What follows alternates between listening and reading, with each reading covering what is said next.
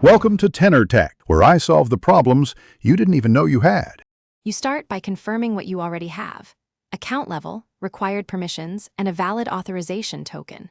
Once that is done, collect the ID and any reference code. Keep REF 1234 or similar ready.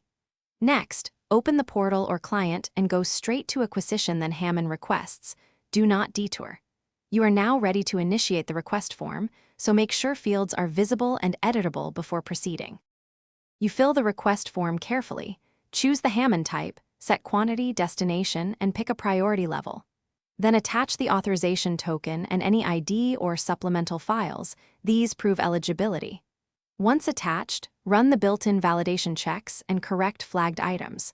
After corrections, preview the full request to confirm totals and delivery details.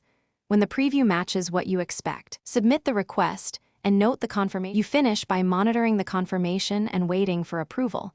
Make sure to track delivery through the provided steps. If approval stalls or delivery is delayed, check status codes first, then revalidate your token and required documents.